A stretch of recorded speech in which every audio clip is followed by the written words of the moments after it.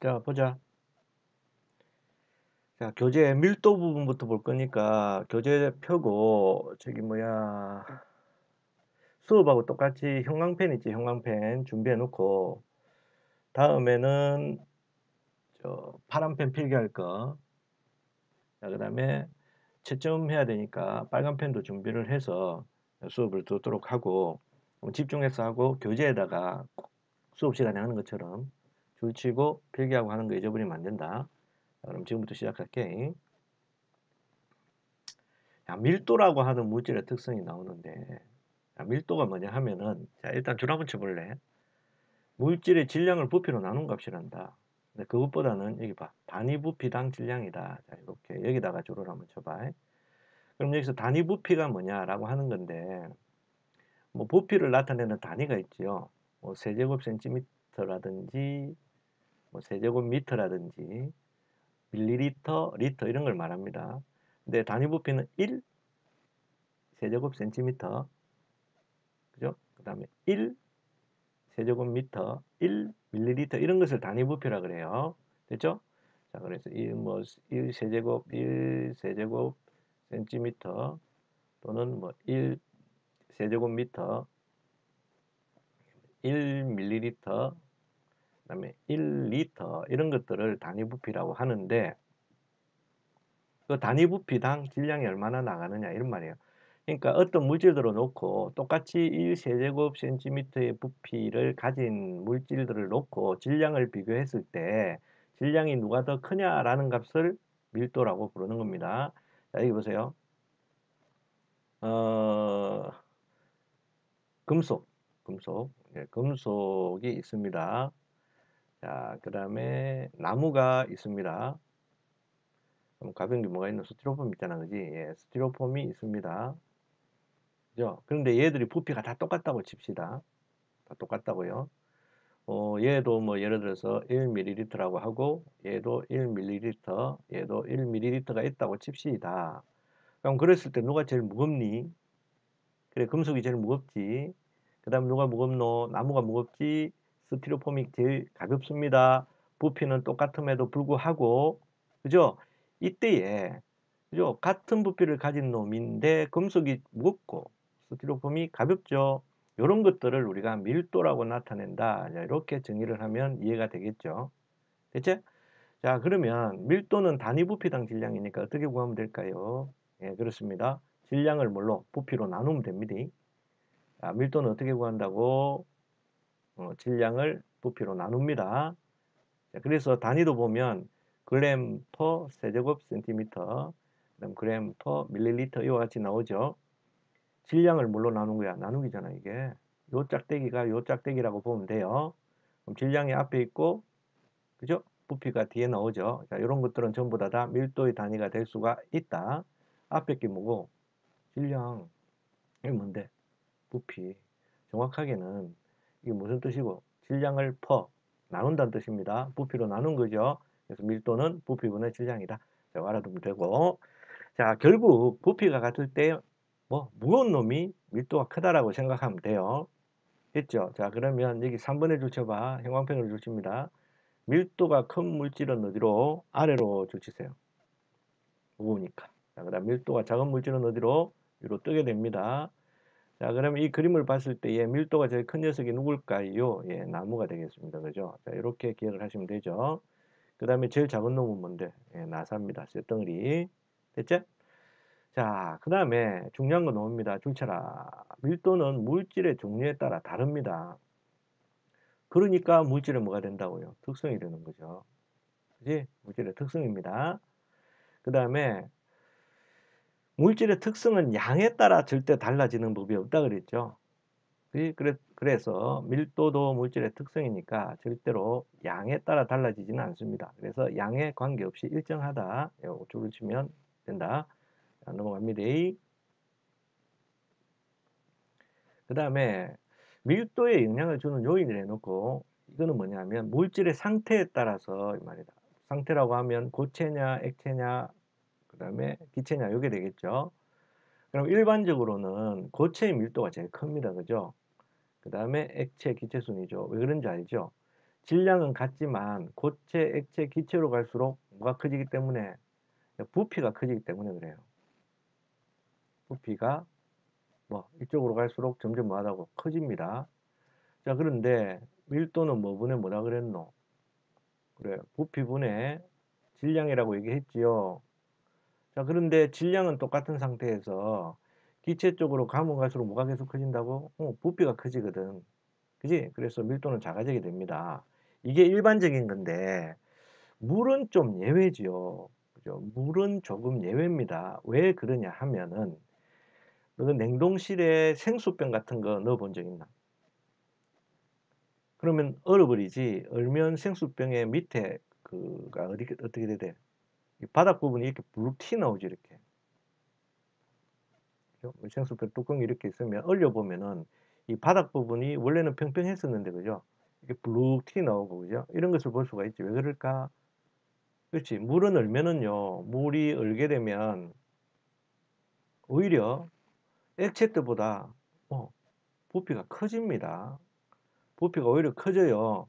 그래서 물의 밀도 같은 경우에는 물의 밀도는 얼음이 액체의 물 위에 뜨지요.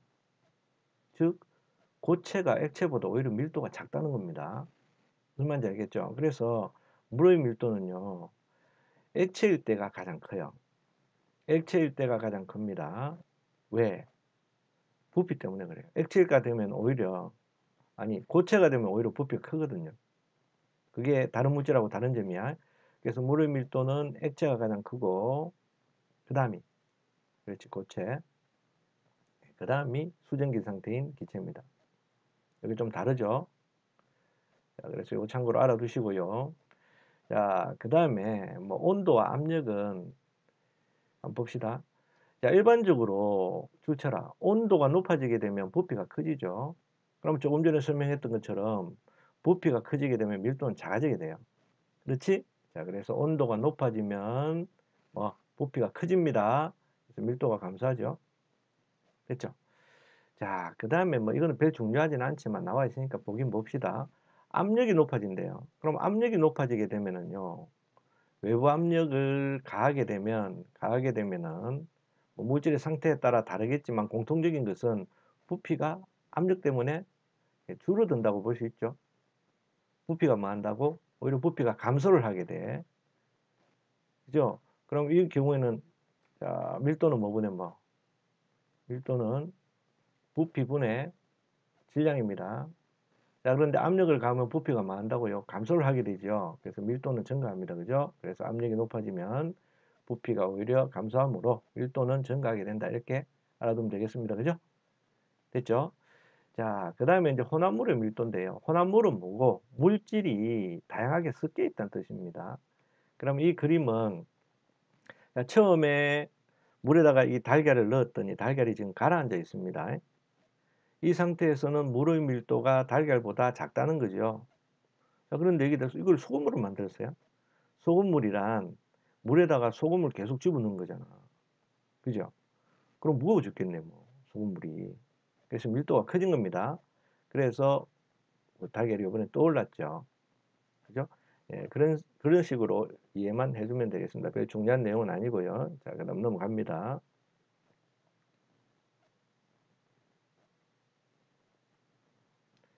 자, 지금부터 이야기하는 용해도는 여러분들이 좀 잘 들어둬야 돼요. 이 부분이 좀 잘못 이해를 하면 상당히 어렵다고 느껴질 수 있는 부분이라서 용해도 부분 잘 봐야 됩니다. 자, 용해도 자, 일단 용어를 한번 보면 용해는 뭐냐 하면은 자, 줄 치세요. 한 물질이 다른 물질에 녹아서 이렇게 고르게 섞이는 현상을 말합니다. 자, 예를 한번 들어봅시다. 자, 설탕을 물에 녹였습니다. 설탕을 물에 녹입니다. 자, 물에 녹인 것을 쌤이 이렇게 썼어요. 그럼 뭐가 되는데? 설탕물이 되지. 설탕물이 됐을 때에 여기 보면 설탕은 녹는 물질이잖아, 그지? 녹는 물질을 앞으로 우리가 용질이라고 부르겠습니다. 용질. 됐지? 자, 그 다음 물은 어때, 물은? 녹이는 물질이잖아. 녹이는 물질은 우리가 용매라고 불러줄 겁니다. 자, 그 다음에 설탕물은 뭐지?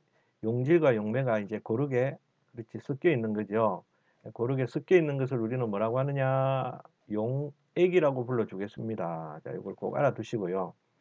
자, 그 다음에, 자, 여기서 이 용액이 뭔지를 보면, 자, 용액이라는 말은 결국 뭐, 용질에다가, 그죠? 용매를 더한 것이다. 그래서 용액은 용질과 용매가 섞여 있다는 거, 요거 잘 기억하고 있어야 돼. 됐죠?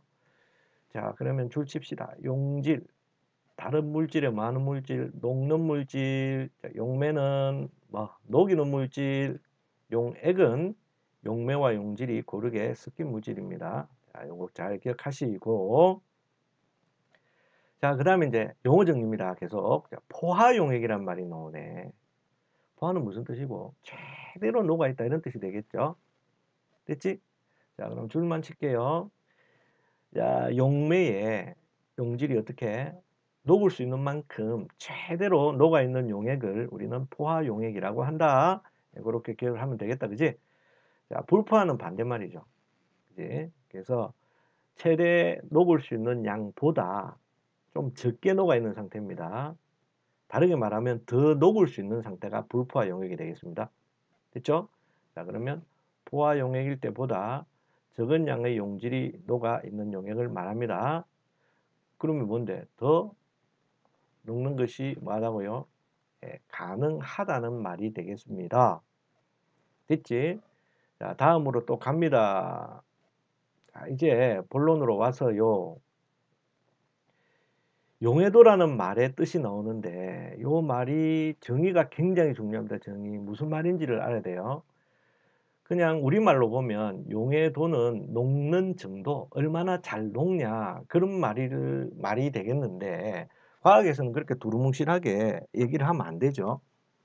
자, 그러면 과학에서는 뭐라고 해야 되냐면 어떤 온도에서 뭐 60도면 60도, 10도면 10도에서 어떤 온도에서 보세요. 별표 딱 쳐라. 용매 100g입니다. 요거 기준이 굉장히 중요합니다. 용해도라는 것을 말할 때는 항상 녹이는 물질 100g을 기준으로 한다는 거 꼭 알아둬야 돼요. 100g 기준입니다. 그래서 용매 100g에 최대로 녹을 수 있는 용질의 그램 수를 말합니다. 선생님, 그램 수가 뭔가요? 질량을 그램으로 나타내는 수를 말해요. 그죠? 10g, 20g 할 때 10, 20 요게 그램 수를 말하는 거죠. 됐지? 자, 그래서 녹이는 물질, 즉 용매 100g에 그죠? 물질을 녹였을 때 그게 최대로 얼마까지 녹느냐를 그램으로 나타낸 것을 용해도라고 합니다. 됐죠? 자, 그러면 쌤이 예를 한번 들어볼게. 예를 들어서 뭐 60도씨의 물 100g에 물질 A가 예를 들어서 물질 A가 최대로 녹였더니 뭐 40g이 녹았다. 그죠? 자, 그러면 용해도가 얼마냐? 그럼 40입니다. 무슨 말인지 알겠지? 자, 그런데 여기 봐. 자, 똑같이 60도씨의 물 50g에 50g에는 예를 들어서 물질 B가 25g이 녹았다. 자, 25g이 녹았다고 합시다. 그러면 이때에 용해도는 얼마라고 해야 될까요? 잘 봐. 조금 전에 뭐라고 했느냐 하면 물 몇 g에 50g에 25g 녹았다 그랬지. 근데 조금 전에 선생님이 용해도가 무슨 말이라 그랬노? 용매 100g에 최대로 녹을 수 있는 용질의 그램수를 말한다 그랬어. 자, 그런데 여기는 보니까 60도씨의 물, 즉 용매 얼마 기준? 50g 기준 했을 때에 25g이 녹는다 그랬잖아. 그러면 용해도라는 말을 붙이려면 이 물을 얼마로? 그렇지, 100g으로 기준을 잡아야 된다. 그지? 그럼 50g에 25g 녹았으니까 100g에는 얼마가 녹을 수 있겠노? 그렇지, 50g 녹을 수 있겠지?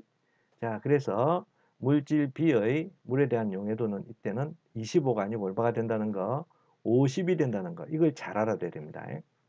너무너무 중요한 개념이야. 그래서 용해도는 용매 얼마를 항상 기준으로 100g을 기준으로 최대로 녹을 수 있는 용질의 그램 수를 말한다는 거 절대 잊어서는 안 됩니다. 됐죠? 자, 그다음에 용해도는 물질의 특성입니다. 물질의 특성이겠죠. 그래서 물질마다 다 다릅니다.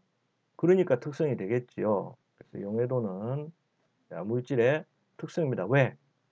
물질마다 다르기 때문에 그렇습니다. 그렇다면 이 용해도도 뭐 양의 이 말은 좀 그렇네요. 그죠? 자, 용해도는 줄쳐라. 용매가 뭐냐? 또는 온도가 얼마나 높느냐에 따라 달라집니다. 그게 무슨 뜻이냐면 설탕은 물에는 녹죠. 근데 알코올에 녹이면 잘 안 녹아요. 이와 같이 뭐에 녹이느냐에 따라서 달라지고요. 그 다음에 제일 중요한 거 온도에 따라 달라집니다. 예를 들어서 같은 설탕을 녹이더라도 찬물에 녹이는 것보다는 따뜻한 물에 잘 녹죠. 그죠? 됐지? 자, 그래서 용매의 종류나 온도에 따라서는 달라진다. 용해도가. 자, 용해도 중요한 말이니까 꼭 기억하고 넘어가야 돼. 용매 얼마에 100g에 최대로 녹을 수 있는 용질의 그램 수를 말한다. 자, 깨끗하게 지우고 용해도 곡선을 한번 봅시다. 용해도 곡선이란 여기 보면 질산 나트륨, 질산 칼륨, 염화칼륨 이와 같이 여러 가지 물질들이 나와 있죠.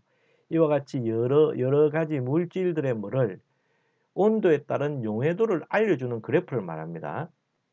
그죠? 그러면 여기 자세히 봅시다. 그러면 온도가 나와 있네.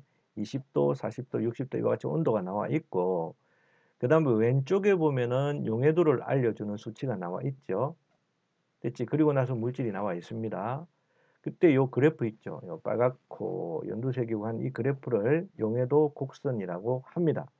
자, 그럼 예를 들어서 이 그래프를 이런 방법입니다. 40도일 때에 질산 나트륨의 용해도를 한번 찾아봅시다. 자, 40도, 온도가 40도라고 했으니까 40도일 때에 자, 질산 나트륨 이거네요. 그러면 여기죠, 여기.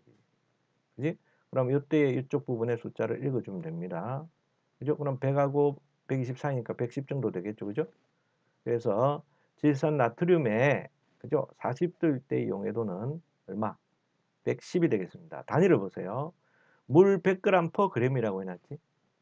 그지? 그럼 물이 뭐야? 용매거든요. 그래서 용해도 곡선도 용매인 물 몇 그램 기준. 그렇지. 100g을 기준으로 용해도를 나타내고 있다는 거 꼭 알아둬야 됩니다. 자, 그러면 지우고 다른 거 한번 해볼까? 자, 여기 보세요. 이번에는 뭐 40도일 때의 질산칼륨의 용해도를 한번 찾아볼까? 그럼 40도 쭉 올라가면 질산칼륨 여기네 여기 그지? 그럼 용해도 얼마? 예, 60이 되겠습니다. 그죠? 자, 이와 같이 용해도 곡선을 보면 각 물질들의 용해도를 알 수가 있습니다. 자, 그리고 이 그래프 상의 물질들은요. 이 그래프 상에 있는 물질들은 다 포화 상태라는 것도 잊어버리면 안 되겠죠. 자, 그럼 용해도 곡선 온도에 따른 물질의 뭘 나타내는 그래프, 용해도를 나타내는 그래프 맞아요. 자, 그 다음에 곡선 위에 있는 점들은 모든 점들은 이 곡선, 용해도 곡선 위에 있는 물질 즉 점들은 좋더라. 곡선 위의 점은 뭐 포화 용액의 용해도를 나타내는 겁니다. 됐죠? 자, 그 다음에 기울기라고 하는 것은 보세요. 이 그래프가 얼마나 많이 가파르게 기울어져 있느냐 말 그대로 그게 기울기죠. 그지? 그럼 기울기가 크면 클수록 당연히 온도에 따른 용해도 차이가 크겠죠. 이 말은 좀 익숙하게 많이 들어볼 말입니다. 앞으로. 그래서 줄만 쳐보세요. 어렵진 않지만 기울기가 크면 온도 변화에 따른 용해도 차이가 뭐하다? 크다. 지금 잠시 설명을 할까? 그러면 이봐. 염화나트륨 같은 경우에는 그죠? 80도일 때 용해도나 봐봐. 뭐 10도 내게 10도일 때 용해도나 별 차이가 없지요. 그러니까 기울기가 이렇게 완만한 녀석들은 온도가 높을 때의 용해도나 온도가 낮을 때의 용해도가 별 차이가 없다는 말입니다. 반면에 질산칼륨 같은 경우에는 그죠? 60도일 때 용해도는 여기지. 근데 10도일 때 용해도는 여기입니다. 차이가 굉장히 많이 나죠. 온도에 따른 차이가 크죠. 맞지? 그래서 기울기가 큰 물질일수록 자, 줄칩니다. 아까 줄쳤나? 기울기가 클수록 온도 변화에 따른 용해도 차이가 크다는 거 당연한 얘기니까 알아두도록 하고 그 다음에 선생님이 용해도 곡선 보는 방법을 조금 전에 설명을 했죠. 그죠? 그래서 각 온도에서 각 물질들의 용해도를 알려주는 이 그래프, 이거를 용해도 곡선이라고 한다. 이거 잘 알아두면 되겠습니다. 자, 다음으로 한번 가보자. 자, 여기 보면은 뭐가 나오냐 하면은 그 석출이라고 하는 것이 나와요. 석출. 자, 그럼 석출이라는 말이 무슨 말인지를 알아야 되는데 뭐라고 얘기하면 될까? 예를 들어서 우리가 설탕을 있잖아. 물에다가 일정량의 물에다가 녹인다고 한번 생각해 보자. 설탕을 한 스푼, 두 스푼, 세 스푼 이렇게 계속 집어넣어 봐. 그럼 처음에는 잘 녹지만 계속 넣다 보면 다 녹지 못하고 밑으로 가라앉아 버리지. 그죠? 그래서 가라앉는 거를 생각을 하면 돼요. 자, 그러면 여기 한번 쳐봐봐. 자, 예를 들어서 뭐 설탕물이면 설탕물, 소금물이면 소금물과 같은 용액이 있어요. 자, 줄 쳐봐봐. 그 용액의 뭐를 낮춘다고? 온도를 낮춥니다. 자, 그러면은 일반적으로 고체 물질인 경우에는 온도가 높으면 용해도가 커져서 많이 녹는데 온도가 낮으면 잘 안 녹아요. 그죠? 그래서 용액의 온도가 낮아지게 되면 당연히 용해도가 줄어듭니다. 그죠? 보세요. 온도가 낮아지니까 용해도가 줄어들고 있죠.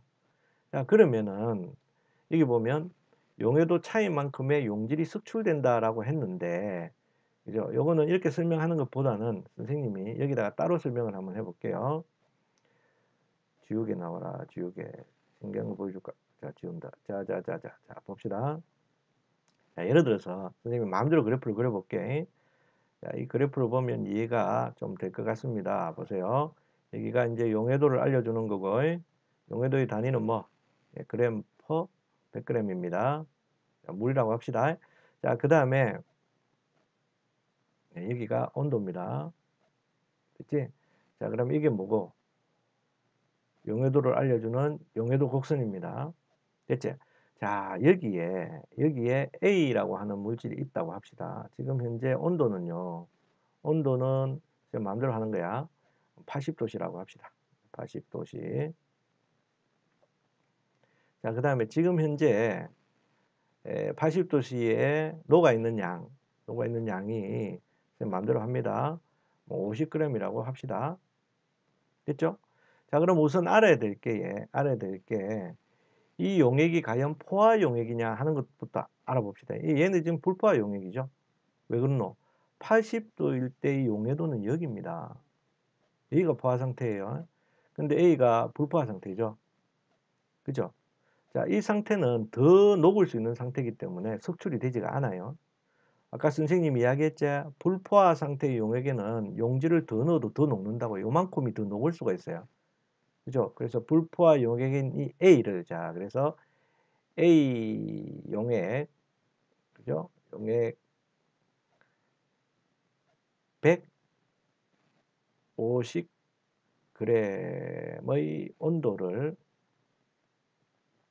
자, 몇 도씨로 낮추냐면 10도씨로 낮춰 볼게요. 온도를 얼마로 낮출 때? 10도씨로 낮출 때 석출되는 양이 얼마냐? 자, 이걸 우리가 해결을 하면 돼요. 자, 우선 요걸 생각을 해야 돼. A 용액 150g에 뭐를 낮춘다? 온도를 낮추죠. 그럼 온도를 낮추면 어떻게 될까요? 그래서 온도를 10도씨로 낮추면 얘가 이까지 가게 돼서 A가 여기로 오게 된다는 얘기, 여기로. 그치? 여기 10도잖아. 그러면 여기서 문제가 한 게 생기는데, 자, 아까는 불포화 용액이었던 A가, 그죠? 10도씨로 내려오게 되면, 자, 10도씨일 때 용해도는 여기입니다. 용해도를 오버를 해버렸잖아. 즉, 10도일 때에 최대한 녹을 수 있는 양을 오버를 한 상태가 된단 말이야. 이런 상태는 자연적인 상태에서는 있을 수가 없는 상태야. 그래서 이 상태를 뭐라고 하느냐 하면 과포화 상태다 이렇게 불러요. 근데 과포화는 자연 상태에서는 있을 수 없는 상태라 그랬지. 자, 그러면 어떻게 되느냐 하면은, 자, 10도씨일 때 용해도가 예를 들어서 선생님이 마음대로 씁니다. 자, 예를 들어서 30g이라고 합시다. 즉 10도일 때 최대로 녹을 수 있는 양은 30g 밖에 안 돼요. 그지? 그런데 A 용액은 지금 무려 50g이 녹아 있는 상태야. 그렇지? 자, 그러면 차이 나는 만큼 요만큼이 뭐 된다? 예, 석출이 된다. 이렇게 생각하면 돼. 쉽게 말해서 그죠? 10도일 때 용해도를 오버한 만큼, 초과한 만큼은 뭐 된다? 석출된다. 이렇게 생각을 하면 돼요. 됐죠? 자, 그래서 석출량을 구할 때는 어떻게 구하면 되겠습니까? 숫자로 바로 할까요? 처음에 녹아 있었던 양이 얼마입니까? 그래, 50g 녹아 있었어요. 그래서 50g에서 뭐 빼기 얼마를 하면 돼? 30g을 하면 됩니다. 그래서 30g을 빼면 몇 g이 나오느냐? 20g이 숙소된다. 이렇게 얘기를 하면 되겠습니다. 간단하죠. 그래프를 보면 뭐 온도를 낮췄을 때에 그 온도에서의 포화 수증기량하고의 차이가 바로 석출되는 양이다. 이렇게 이해를 하면 돼요. 됐지? 자, 그런데 선생님이 빨간색으로 쓴 부분 있잖아. 너 이 부분을 절대로 대충 보면 안 됩니다. 여기가 어려워서 학생들이 어려워하는 거야. 자, A 용액 150g의 온도를 이라고 선생님이 왜 썼을까요? 생각 좀 해봐봐. 이게 무슨 뜻이야 도대체? 봐봐라. 아까 용액은 뭐라 그랬니? 용액은. 용액이라는 말은 용매와 용질을 합친 값이라고 했지요. 자, 그런데 이 그래프가 용해도를 알려준다 그랬지? 그러면 용해도라는 말을 쓰기 위해서는 우리가 용매 항상 몇 그램 기준이라고 했노? 100g 기준이잖아. 그러니까 용액이라는 말, 여기서 A 용액이라는 말의 속뜻, 그죠? 속뜻은 용매 100g에 자, 용질이 얼마 녹아 있다고? 50이 녹아 있는 상태잖아.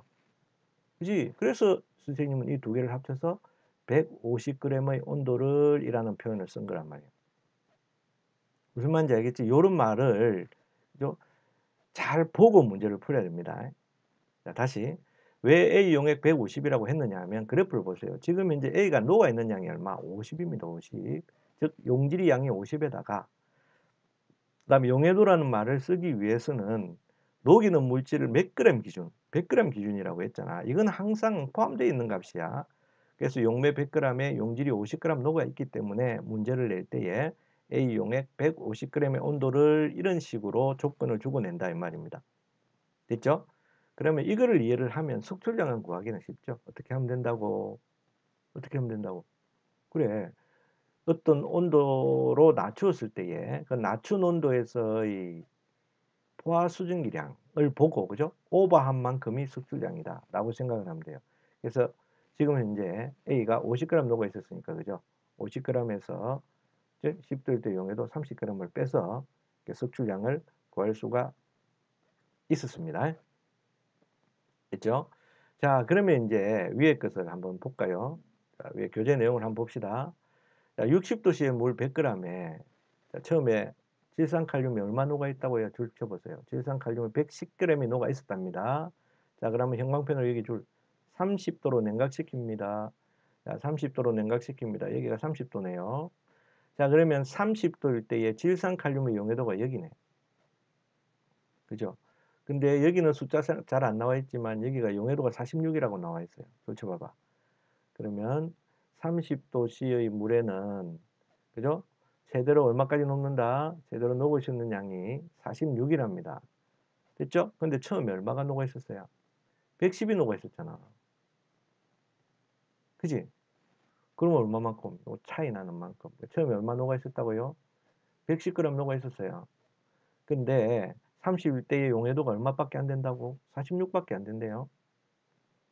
그죠? 그럼 숙출량은 110에서 46을 빼면 되겠죠. 그래서 110에서 46을 빼면 64g이 석출된다. 자, 이렇게 보면 되겠습니다. 자, 요 석출량 구하는 것은 그죠? 그 학생들이 조금 어려워하는 부분이야. 그래서 뒤쪽에 문제 풀면서 연습을 한번 해 볼게요. 자, 다음으로 갑시다. 자, 여기 보면 포화 용액으로 만드는 방법이라고 나오는데 자, 이거는 뭐냐 하면은 선생님이 앞에서 잠시 설명을 한 내용이야. 이게 뭐고? 용해도 곡선이죠. 그지? 자, 그런데 B는 뭐고? B는 지금 불포화 상태죠. 그러면 이 불포화 상태의 용액을 뭘로 만들어라? 포화로 만들어라. 그럼 포화 용액, 즉 용해도 곡선 위에다가 올려놓으면 되잖아. 그럼 올려놓는 방법은 간단하네. 뭘 낮추든지, 그렇지. 온도를 낮추든지, 아니면 어떻게 하라고요? 그렇지. 용지를 더 넣어주라는 거야. 그죠? 이거는 뭐 한다? 더 넣는다. 더 녹여주는 거죠. 이거는 뭐, 그렇지. 온도를 낮추는 겁니다. 자, 이런 식으로 알아두면 됩니다. 자, 이거는 뭐 참고로만 하시고, 요 두 개는 시험에 잘 나오니까 꼭 알아두셔야만 됩니다. 됐지? 자, 그 다음에 또 가자. 자, 여기 보면 이제 기체 이용해도가 나온다. 기체 이용해도. 자, 비교를 하기 위해서 선생님이 설명을 미리 합시다. 앞에서 얘기했는데 고체 이용해도는 일반적으로 어찌 된다는 고체 이용해도는 필기하세요. 고체 이용해도는 온도가 높을수록 크죠. 온도가 많을수록 높을수록 크다. 알아둬야 됩니다. 그리고 커피 같은 것도 따뜻한 물에 잘 녹아요. 자, 그런데 지금부터 얘기할 거는 고체의 용해도가 아니고 뭐 기체의 용해도를 얘기할 겁니다. 그지? 자, 그러면 선생님 일단 쉬운 내용이니까 자, 요걸 설명하기 전에 선생님 얘기를 한번 잘 들어봐. 너 탄산음료 알지? 탄산음료. 탄산음료가 과연 뭘까? 뭘 탄산음료라고 그러니? 자, 이 탄산음료라고 하는 것은 있잖아. 먹으면 톡 쏘는 맛이 나지. 그지? 왜, 뭘 녹여놓은 거냐면은, 이산화탄소 알지? 이산화탄소. 이 이산화탄소를, 그죠? 뭐, 설탕이라든지 단맛을 낸다든지 하는 이런 것들과 섞어서 물에 녹여놓은 거라고 생각하면 돼. 그럼 이산화탄소는 기체자, 그지? 자, 그런데, 뭐, 많이들 먹어봐서 알겠지만, 온도가 낮은 것, 즉, 차가운 탄산음료는 톡 쏘는 맛이 강하지. 근데 온도가 높은 탄산음료 컵에 따라 놓고 따뜻한 곳에 놓아두었다가 마시면 미지근해서 그자? 뭐 이 맛도 아니고 저 맛도 아니고 이상하지. 그게 왜 그럴까 하면 봐 본론이다. 고체 용해도는 온도가 높을수록 크죠. 근데 반대로 중요한 거다. 기체 용해도는요. 기체 용해도는 온도가 낮아야 큽니다. 온도가 낮을수록 크다는 거. 이게 핵심이야. 그죠? 온도가 낮아야 더 많이 녹는다는 뜻이다. 자, 그리고 기체의 용해도는 또 압력하고도 관계가 있습니다. 압력. 자, 그래서 압력이 클수록 용해도가 커진다는 거. 다시. 자, 기체의 용해도는 뭐? 온도가 낮을수록 용해도가 크다. 잘 녹는다는 거. 고체와는 반대죠. 그 다음에 고체는 압력과는 별 관계가 없어요. 용해도가. 그런데 기체의 용해도는 압력이 높아야 큽니다. 그래서 음료수도 보면 뚜껑을 깍 닫아 놓거든요. 그래서 처음에 음료수 같은 거 딱 따는 순간에 칙 하면서 이산화탄소 올라오는 거 봤지? 기포 나오잖아, 그지? 그게 왜 그러냐면 병 속에 그죠? 압력이 감소하기 때문에 그렇게 되는 거야. 병을 따는 순간에 병 속의 압력이 감소하니까 이산화탄소의 용해도, 즉 기체의 용해도가 감소하면서 기포가 올라오는 것이라고 이해를 하면 돼. 자, 그럼 줄친다. 자, 온도에 따른 용해도 변화. 기체의 용해도입니다, 기체. 자, 온도가 높을수록 기체의 용해도는 감소한다. 자, 필기하세요. 거꾸로 필기합니다. 자, 온도가 낮을수록 뭐 용해도가 증가합니다. 꼭 기억하시고 자, 그 다음에 압력이 많을수록 낮을수록 기체의 용해도가 감소한다 그래놨네. 선생님은 이렇게 쓰면 다 거꾸로 압력이 많을수록 그래 높을수록 용해도가 증가한다는 사실 꼭 기억합시다요. 됐죠? 자, 그 다음에 이 그림을 한번 보세요. 그림을 온도와 기체의 용해도를 알아보는 간단한 실험인데 자, 요 시험관 안에 들어있는 게 탄산음료입니다. 요 노란 색깔 위에도 마찬가지야. 자, 그런데 하나는 얼음물 속에다가 넣어놨고 하나는 실온의 물이다. 보통 뭐 교과서에서 실온의 물 이런 식으로 얘기하면 한 25도씨 정도 된다라고 이해를 하면 된다. 자, 그런데 봐. 차가운 물에 넣어 놨으니까 탄산음료 속에 기체의 용해도가 크다고 보면 되겠지. 근데 중요한 거는 요 안에 봐봐. 동글동글한 거 이거 보이지? 이게 기포인데 이 속에서 나오는 기체다. 시험관 바깥이 아니고 시험관 안쪽에 있는 탄산음료 속에서 발생하는 기포다. 이 기포가 이산화탄소라고 보면 되겠지. 기포수가 적습니다. 자, 그럼 적어라. 자, 얼음 물에서는 뭐가 적다? 기포수가 뭐 적다, 그지요? 왜 적을까요? 여기서 기포는 이산화탄소가 도망가는 걸 말해. 더 이상 녹아 있을 조건이 못 돼서 도망가는 것이 기포거든. 근데 얼음물이 되게 되면 용해도가 커지죠. 용해도가 뭐하다? 크다. 그러면 이산화탄소가 잘 녹아 있을 수가 있다니까. 그래서 도망가는 놈이 적죠. 그래서 기포수가 적어요. 이게 헷갈리면 안 됩니다. 자, 그 다음에 여기 보세요. 실온의 물은 온도가 높아졌지. 그러면 실온의 물은 얼음물에 비해서 용해도가 뭐하다? 용해도가 작지요. 그럼 이산화탄소가 많이 못 녹아 있겠지. 그래서 기포가 많은 겁니다. 보세요. 이거 바깥쪽에 생긴 거 아닙니다. 음료수 안에서 나오는 기포야. 그래서 이렇게 되면 기포수가 뭐해진다고요? 많아집니다. 이거 헷갈리지 마세요. 용해도가 작을수록 기포수는 많아집니다. 왜 그런지 알죠? 도망가니까요. 됐죠? 자, 그러면 여기 좋습니다. 기체의 용해도는 온도가 낮은 A가 더 큽니다. 그죠? 그럼 기포 발생량은요? 용해도가 작아야 기포 발생량이 많아요. 안 되겠다. 적어라. 기포 발생량은 용해도가 작을수록 많습니다. 용해도가 작을수록 많아진다는 거 꼭 기억하시기 바랍니다. 됐죠? 자, 그러면 줄치고 마무리한다. 기체의 용해도는 어떻게? 온도가 낮을수록 용해도가 증가합니다. 여기다가 행마펜 치세요. 자, 그 다음에 압력은요. 압력이 높을수록 기체의 용해도는 증가합니다. 됐죠? 자, 그 다음에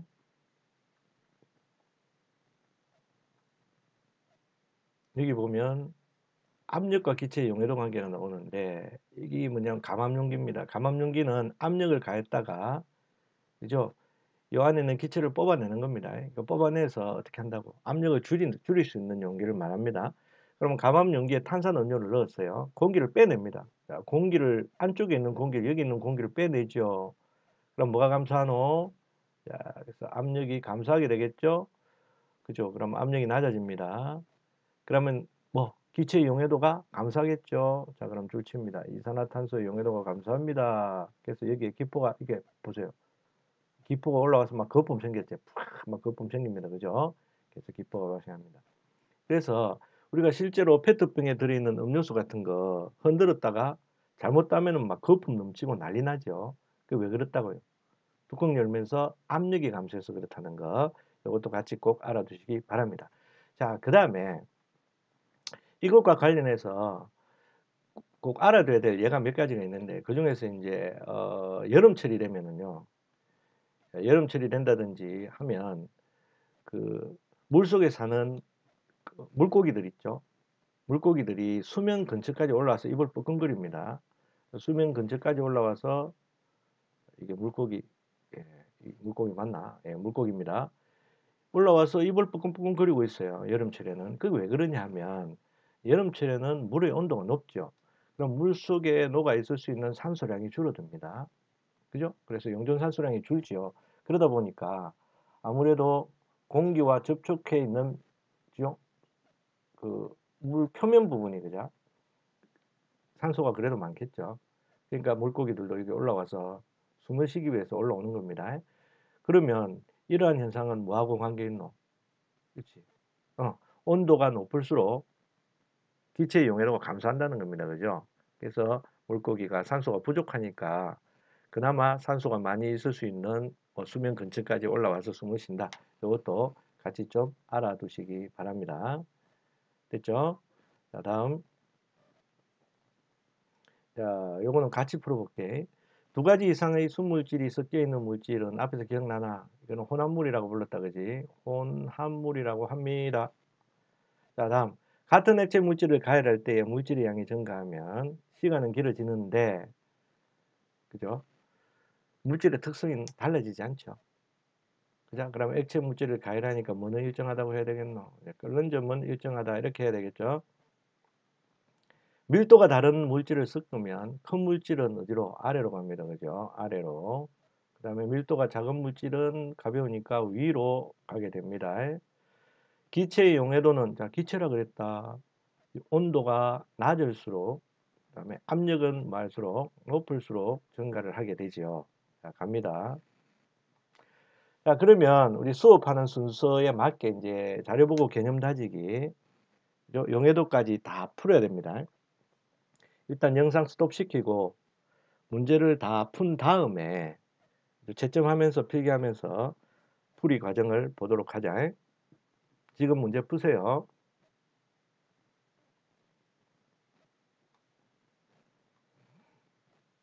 자, 다 풀었으면 한번 봅시다. 순물질과 혼합물에 대한 설명으로 옳은 것은 동그라미 하랍니다. 화합물은 순물질이 맞죠? 자, 화합물은 두 가지 이상의 물질이 화학 반응을 통해서 만들어낸 전혀 새로운 순물질입니다. 맞아요. 균일 혼합물은 성분 물질이 고르게 섞여 있다. 균일 혼합물은 성분 물질이 고르게 섞여 있다. 그러니까 균일 혼합물이죠. 불균일 혼합물은 혼합물이라 그랬죠. 혼합물을 이루는 순물질이 본래의 성질과 다른 성질이 아닙니다. 자기 성질을 유지하고 그대로 섞여 있는 거죠.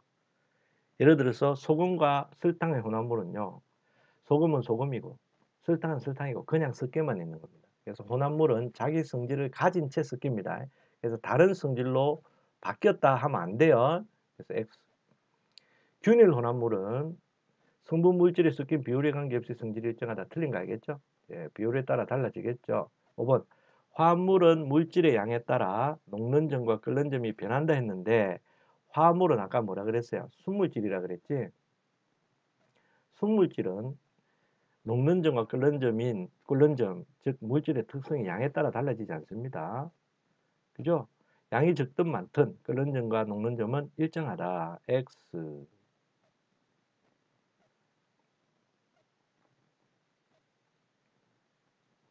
다음 물질을 순물질과 혼합물로 구분하랍니다. 자, 수소는 당연히 한 가지 물질이니까 순물질, 구리도 순물질, 사이다도 순물질, 우유도 뭐 순물질이 아니죠. 자, 우유는 혼합물입니다. 혼합물 중에서도 좀 더 세분하면 불균일 혼합물에 속합니다. 에탄올은 알코올입니다. 순물질입니다. 화합물이죠. 소금 순물질입니다. 염화 나트륨이라고 합니다. 자, 설탕물은 벌써 보니까 설탕하고 물 두 개네. 혼합물이죠. 화강암도 혼합물입니다. 됐지? 그럼 순물질 뭘까요? 그래, 기역, 이연, 디귿, 미염, 비엽 이렇게 됩니까? 자, 나머지는 다 혼합물이 되겠습니다. 적어볼까? 리얼, 혼합물이네, 우유. 그 다음에 혼합물 시옷, 그 다음에 이형 혼합물, 리얼, 시옷, 이형. 다음 빈칸에 들어갈 알맞은 말을 쓰세요. 물은 순물질이죠. 100도에서 끓지만 혼합물인 소금물. 자, 혼합물이 되게 되면 끓는 점은 뭐 높다 그랬죠. 그러면서 일정한 온도가 유지되는 것이 아니고 온도가 계속 올라갑니다. 그죠? 그럼 100도보다 뭐 높은 온도에서 끓기 시작합니다. 그리고 끓는 동안 내도 온도가 계속 많다. 네, 높아집니다. 그죠? 물은 0도에서 얼지만 또 어느 점은 어떻게 된다 그랬어요? 이 소금물은 혼합물이죠. 혼합물은 또 녹는 점은 더 낮아지고요. 그 다음에 계속 온도가 더 낮아진다 그랬죠. 그럼 0도씨보다 뭐 낮은 온도에서 얼고요. 그 다음에 어느 동안에 온도가 일정하게 유지되는 것이 아니고 계속 뭐해진다고.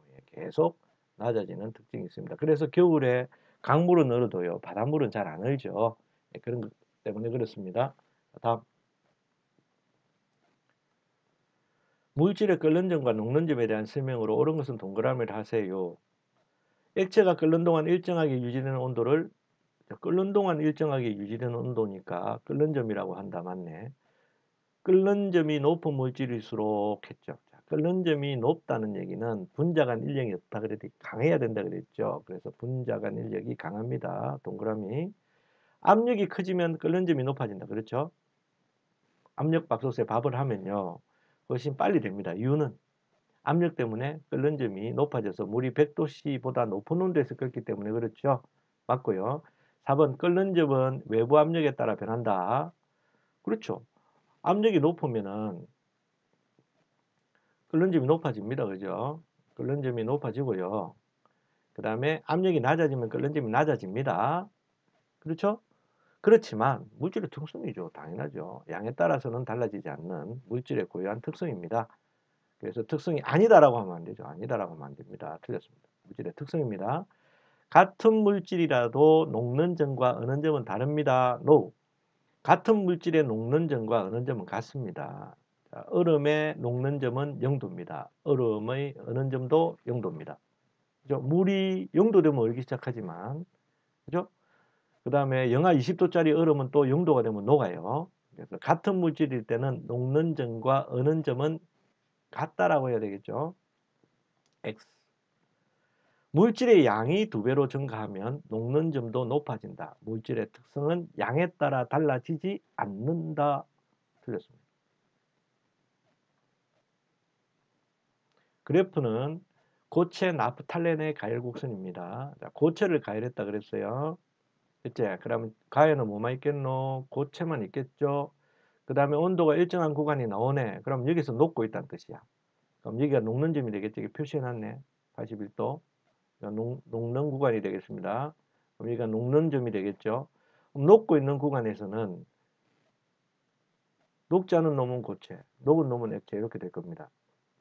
다 녹았으니까 온도가 올라가겠죠. 그럼 여기는 액체만 있겠네. 자, 다시 냉동실에 넣어서 온도를 낮춥니다.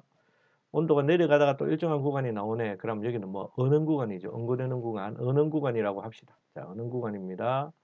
그럼 얼고 있는데 이미 얼은 놈은 고체겠죠. 얼고 있는 놈은 액체일 겁니다. 그래서 액체와 고체가 동시에 존재하게 되겠고, 그 다음에 온도가 다시 내려가니까 다 얼은 겁니다. 그죠? 그럼 고체입니다. 상태 변화를 하고 있는 동안에만 온도가 일정하게 유지되고요. 그 다음에 같은 물질일 때는 녹는 구간의 온도와 어는 구간의 온도가 몇 도로서 81도로 같습니다. 요거 기억하세요. 그러면 나프탈렌의 녹는 점과 어는 점을 쓰라 하면 81도씨가 되겠습니다. 가마 중에서 고체와 액체 상태인 나프탈렌이 함께 존재하는 구간. 두 가지 상태가 함께 존재하는 구간은 상태 변화가 일어나고 있는 구간입니다. 그리고 나와 라가 되겠죠. 나와 라가 됩니다. 자, 그 다음에 나프탈렌은 당연히 수물질이죠. 왜 그러냐면 이게 상태 변화를 한 때의 온도가 일정하게 유지되고 있죠. 혼합물은 이렇지 않습니다. 그죠? 그래서 수물질입니다. 그 까닭은 녹는 점과 어는 점이 뭐하기 때문이다? 일정하게 유지되기 때문입니다. 됐지? 자, 밀도. 다음은 어떤 물질 AB의 부피와 질량을 측정한 값입니다. 두 물질의 밀도를 구하랍니다. 자, 물질 A는 부피가 20이네요. 자, 그럼 밀도는 뭐분의 뭐? 예, 부피분의 질량입니다. 부피분의 질량. 자, 그러면 A는 부피가 20ml 분의 질량이 10g이네요. 그럼 얼마고? 2분의 1, 0.5, 0.5g per ml. 그 다음에 물질 B는요. 부피분의 질량 30 세제곱센티미터 분의 요거 질량 60g이네요. 60g. 그럼 얼마? 2g per 세제곱 센티미터가 되겠습니다. 되지? 밀도가 4.5g인 4.5g per 세제곱 센티미터인 금속 조각을 4등분을 했답니다. 각 조각의 밀도를 구하라. 자, 우리를 속이려고 하는 거지. 자, 밀도는 양에 따라 달라지면 안 됩니다. 그래서 쪼갰을 때 밀도도 쪼개기 전에 밀도와 같아야 돼요. 그래서 4.5g per 세제곱 센티미터. 이거 4로 나누면 안 된다. 이제 자, 다음 몇 가지 액체 AC와 고체 DF를 비크에 넣었더니 위치가 그림과 같았습니다. 자, 액체 C가 제일 밑에 있습니다. 그죠? 밀도가 제일 크네요. 그 다음에 D가 제일 위에 있으니까 밀도가 제일 작다고 보면 되겠죠. 그지? 그러면 동호나 부동으로 비교를 하랍니다. 그럼 합시다. D가 제일 작네요. D가 제일 작고요. 바로 그 밑에 있는 A가 그 다음에 E, 그 다음에 B, F, 그 다음에 C. C가 밀도가 제일 크죠. 밀도가 크면 밑으로 갑니다. 그지? 쉽다. 그지? 자, 용해도 이거는 좀 꼼꼼하게 좀 봅시다. 용해도는 어떤 온도에서 용액 100g에 최대로 녹을 수 있는 용질의 질량이다. 뭔 소리? 뭐 용매 100g에 최대로 녹을 수 있는 용질의 그램 수를 말하죠. 그래서 X. 용해도 곡선의 기울기가 클수록 수출되는 양이 많죠. 예, 그렇습니다. 이산화탄소는 온도가 높을수록 무슨 소리야? 온도가 낮을수록, 그죠? 낮을수록. 기체 용해도는 온도가 낮을수록 물에 잘 녹습니다. 이제 그래서 X. 용해도 곡선 위에 있는 용액은 뭐 전부 다 포화 용액입니다. 탄산음료의 뚜껑을 여는 순간 기포가 발생하는 것은, 자, 뚜껑 열면 뭐가 낮아집니까? 압력이 낮아지죠. 그럼 압력이 낮아져서 이산화탄소의 용해도가 커? 작아지기 때문이겠지. 그지? 그래서 작아지니까 녹아있지 못하고 도망가는 게 기포잖아. 그러면 X가 되겠습니다. 자, 여기 이제 중요하니까 정신을 바짝 차리고 설명을 보세요. 자, 우선 이게 용해도 곡선이고요. 그지? 그 다음에 질산칼륨의 용해도를 이렇게 온도에 따라서 나타내주고 있습니다. 그죠? 자, 그럼 1번. 80도씨일 때에 질산칼륨의 용해도를 쓰랍니다. 자, 80도씨일 때 쭉 따라 올라가 보세요. 여기죠. 얼마입니까? 용해도가 169, 즉 최대로 녹을 수 있는 양이 169g입니다. 물 100g에. 그래서 용해도는 얼마입니까? 169죠. 자, 그 다음에 60도씨의 물 50g에 제대로 녹을 수 있는 질산칼륨의 양을 쓰라. 그럼 60도씨일 때 용해도를 일단 봅니다. 60도씨일 때 용해도가 얼마입니까? 110이죠. 110. 110g입니다. 그런데 물 50g에 최대로 녹을 수 있는 양을 쓰랍니다. 자, 용해도를 말할 때는 항상 물 100g을 기준으로 우리한테 이야기한다 그랬죠. 그러면 이 그래프에서 알려주는 것은 60도씨에서 물 100g에, 그죠? 질산칼륨이 110 녹는다. 적어볼까? 100g의 물에, 그죠? 녹을 수 있는 양이 얼마? 60도에서 질산칼륨이. 얼마? 110이란 말입니다. 그지? 그런데 문제에서 물어볼 때는 뭘 물어봤노? 물 50g을 물어봤네. 그러면 50g의 물에는 얼마가 녹는 거냐 이 말 아닙니까? 쉽네요. 절반이겠죠? 용매가 절반이면 용질도 절반이 돼야지. 100g, 50g입니다. 그래서 답은 얼마? 네, 50g입니다. 아이, 잘못했네요. 50이 아니고 110의 절반이니까 얼마고? 55g. 암소 소리 55g입니다. 자, 다 지우고 이제 요게 좀 문제다. 요 문제가 A 상태의 질산칼륨 수용액 130이는 도대체 뭐냐? 이거다 말이야. 이게 30인데 용해도가 130이는 도대체 뭐냐고요. 이게 왜 이렇게 했을까요? 수용액이라는 말은 물에 녹인 용액이란 뜻입니다. 물에 녹인 용액. 이제 앞에서 선생님이 설명한 내용이야. 용액은 뭔데요? 용매와 용질을, 그죠? 섞어 놓은 겁니다. 이게 섞인 거야. 그런데 용해도에서 기본적으로 포함하고 있는 값이 있잖아. 용매의 양이 얼마입니까? 그래, 100g이야. 그죠? 그런데 봐. A 상태는 온도가 20도죠. 그럼 20도일 때에 물 100g에 최대로 녹을 수 있는 용질의 양은 30입니다. 그렇죠. 그래서 용질의 양이 30이니까 이걸 이렇게 된 거야. 그럼 두 개 더하면 얼마인데? 당연히 132가 돼야지. 그래서 132라고 한 거야, 그냥. 쉽게 말하면 현재 얼마가 녹아있다고요? 32g이 녹아있다 이런 뜻입니다. 됐죠? 단 물이 100이니까 그걸 알려주려고 질산칼륨 수용액 130이라고 한 겁니다. 됐죠? 그럼 몇 그램 녹아 있는 수라 32g 녹아 있겠죠. 두말하면 잔소리죠. 왜? 용매가 100이니까 합쳐서 132가 돼야 되니까. 그래서 답은 32g이 되겠습니다.